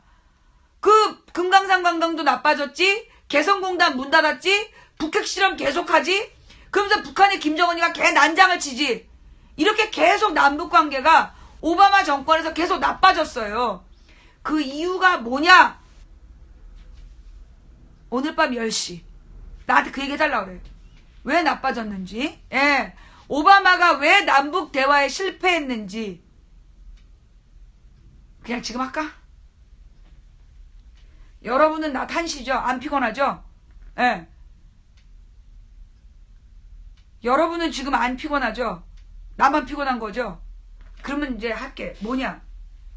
지금 오바마 정부에서 사드 배치를 허용한 이유가 뭐냐? 지금 미국의 공화당 지지자들 때문이야. 여러분 그 다음에 간단하게 얘기하면 내가 이따 밤에 다시 할게요. 오늘 밤 다시 얘기하는데 오바마가 대통령이 되자마자 무슨 일이 있었는지 알지? 미국 공화당 상원의원들이 미국 재정을 마비시켜버렸어. 부도내버렸어요. 오바마가 대통령이 되자마자 벌어진 일이 미국의 공화당이 다수 의석을 차지하고 있어. 그래서 망한 거야. 그래서 이 새끼들이 오바마 정부에 돈을 한 푼도 안 준 거야. 오바마가 대통령이 되자마자 예산을 중단시켜버렸다니까, 공화당이. 그래서 공화당이 지난 8년 동안 다수 의석을 차지하고 오바마의 남북 정책을 극단적으로 몰아간 거야. 왜? 공화당 의원들은 무기를 팔아야 되는 무기회사 후원을 받잖아. 그래서 오바마가 미국의 오바마 케어와 남북 대화 중에서 오바마 케어를 선택한 거야. 예. 그거예요. 그러니까 미국의 공화당 의원들이 그러니까 그 오바마에게 남북 대화를 못하게끔 예산을 통제해버렸어. 그래서 오바마가 우리 이게 그래도 뒤로 몰래 준비했던 거야. 평화협정을. 그러다가 그게 또 누구의 농간으로 실패한 거야.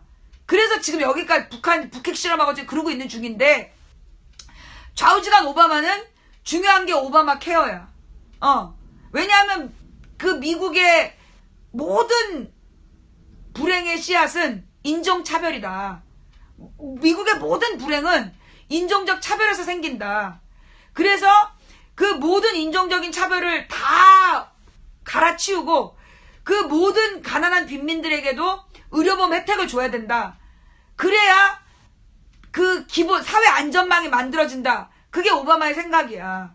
그래서 오바마는 오바마 케어를 만들기 위해서 남북 대화를 포기한 거야. 근데 그런 오바마한테 지금 그 오바마 케어를 비난하면서 공화당 운동을 하고 있는 거예요. 지금 트럼프의 분위기는요. 사실 내가 여기서 느낀 건 뭐냐. 내가 오는 날 트럼프하고 힐러리하고 토론을 했어. 힐러리하고 트럼프하고 토론을 했는데 그 토론에 대한 평가가 어떻게 나왔냐. 힐러리가 잘했다 62%, 트럼프가 잘했다 27%. 완전히 7대3 게임이야. 7대3도 안 돼. 잘 모르겠다가 중간에 몇 프로 있는 거고 62%는 힐러리가 압승이다. 토론을 잘했다. 그 다음에 트럼프 미친놈이다 라고 62%가 생각하고 그래도 트럼프는 27%밖에 안 됐던 거야. 그런데 트럼프의 지지도하고 그러니까 토론 점수하고 지지도가 달라. 힐러리 41, 트럼프 38. 지지도가 그렇게 나왔어. 그래서 지금 문제인 거야. 자, 그러면 이거에 대한 분석 감 잡았잖아. 오늘 밤 10시에 자세히.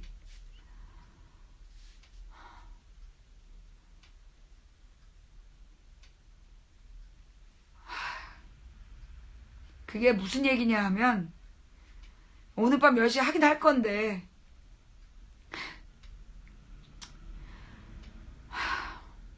그 뭐냐, 그 트럼프 지지율은 트럼프 지지율이 아니다. 내가 느낀 거야. 트럼프 지지율은 트럼프 지지율이 아니야. 공화당 지지율이야. 왜 힐러리 지지율하고 트럼프 지지율이 그렇게 박빙이냐? 공화당 지지율이가 그게 아무도 가르쳐주지 않았어.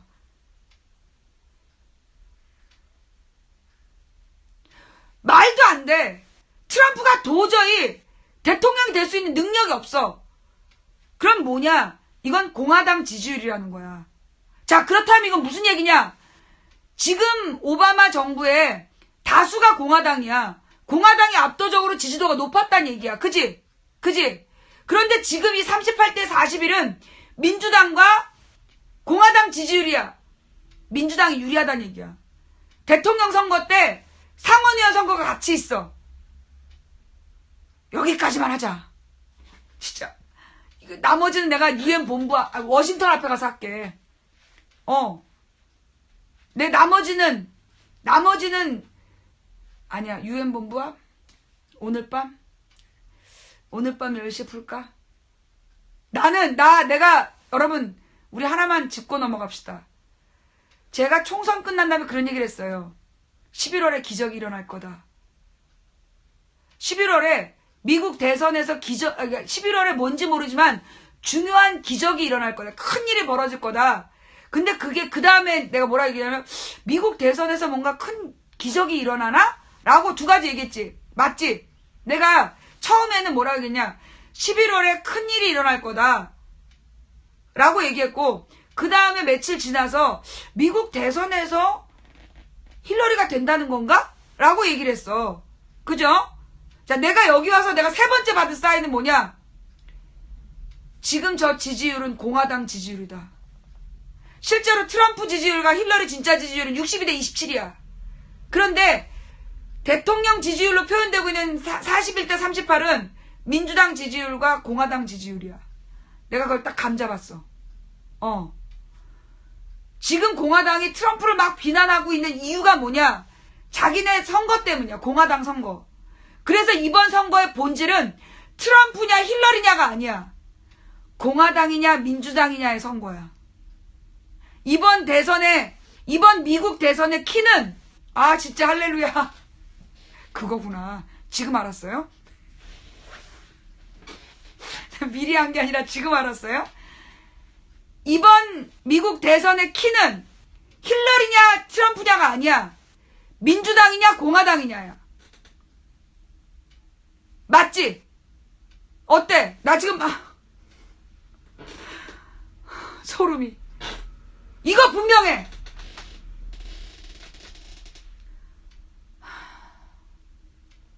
나 이제 놀아도 될 것 같아. 나 어지러워. 어지러워. 맞지? 그거지.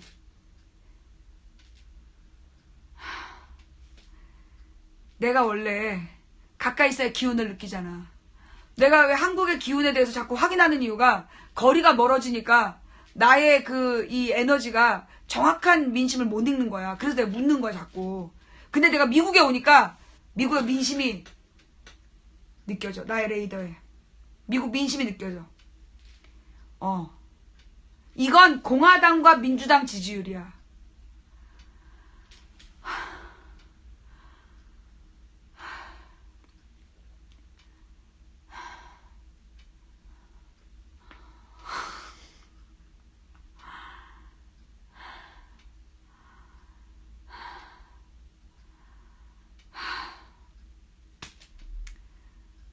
이제 자도 된대. 그래요?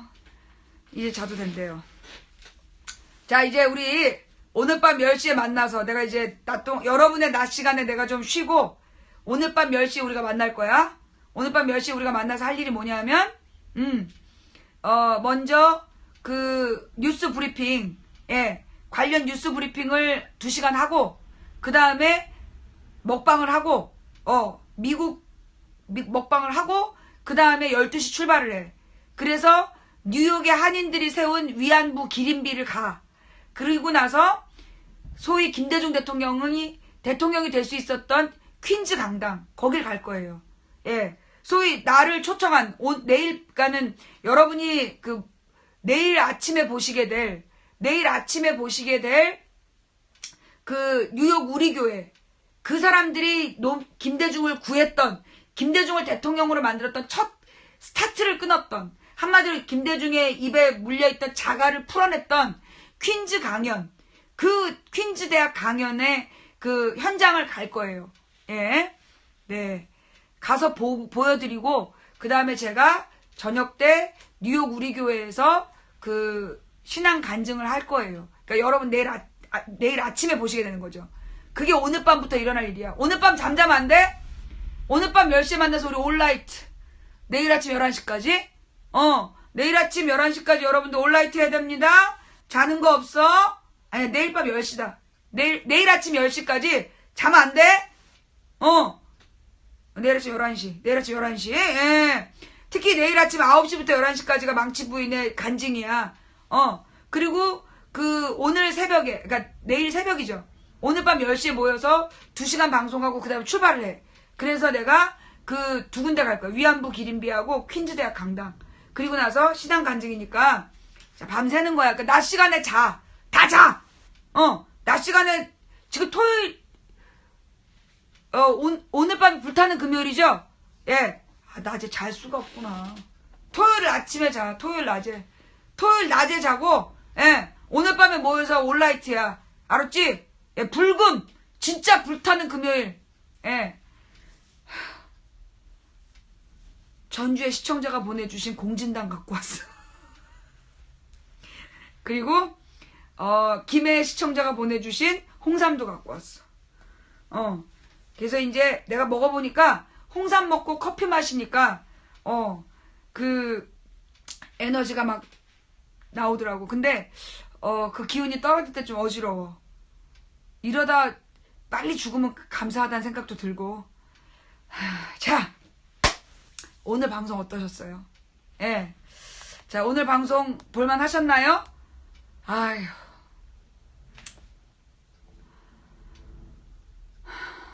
오랜만에 우리 노래 하나 들읍시다.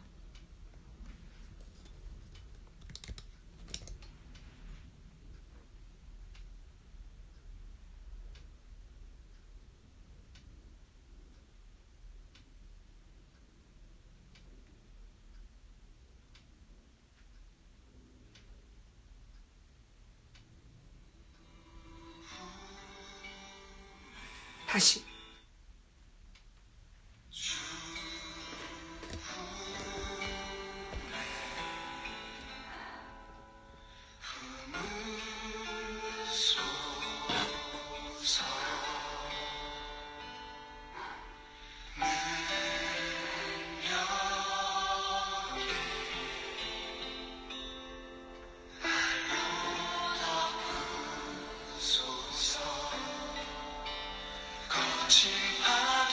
보니까 이분들이 왜 입이 부른지 또 하나 깨달은 게 있어요. 지금 여러분이 보시고 계신 이 태극기는 광주 학살을 끝낸 전두환이 미국에 처음 오던 날 뉴욕의 청년들이 들고 그 전두환 물러가라를 외쳤던 그 태극기래요. 난 이 때가 꼬질꼬질 낀 이 낡은 태극기를 왜 여기다 걸어놨을까? 이 태극기가 그런 태극기래요. 뉴욕에서도 전두환의 그 광주 폭력을 용서하지 않는 그런 분들이 그렇게 있었다는 30년도 더 지난 역사의 흔적을 보고 계시는 거예요. 저 태극기에 걸려진 저 십자가처럼 저를 부르신 분은 어떤 뜻으로 부르셨는지 저는 느껴지는데 여러분들도 느껴지시나요? 제가 얼마나 감당할 수 있을진 잘 모르겠어요. 제 힘으로는 아무것도 못할 것 같아요. 근데 저를 이곳에 부르시고 제 안에 살아계신 하나님께서 특별한 기적을 이루실 거라고 저는 생각합니다. 저를 부르신 이 분들이요, 이 호남에서 떠나오신 분들이에요. 박정희 전두환 시절에 호남에서 도망칠 수밖에 없었던 분들이 저를 부르신 거예요. 저는 여기서요, 내년 대선에 대한 답도 찾을 것 같아요. 저 여기 그냥 온 게 아닌 것 같아요.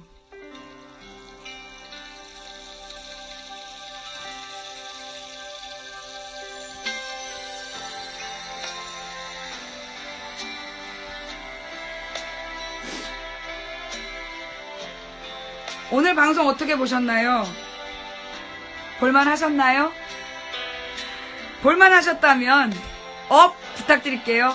네, 오늘의 업 부탁드리고요. 오늘 꿀잼 해주신 분들께 감사드리고, 그리고 오늘 후원해주신 분들 한 분 한 분 일일이 감사 인사 못 드린 점 대단히 죄송합니다. 너무 감사합니다.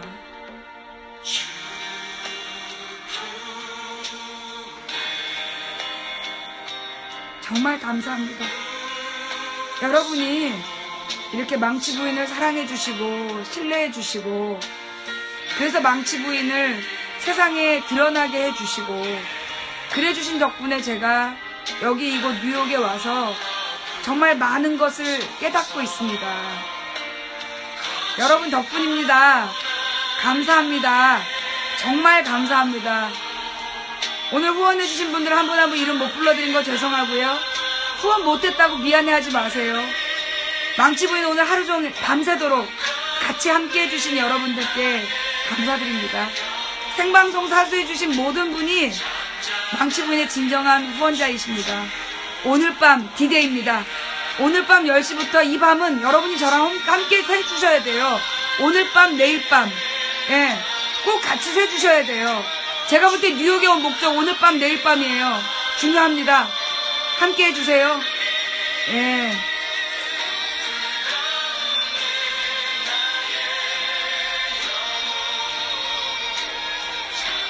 기도해 주실 거죠?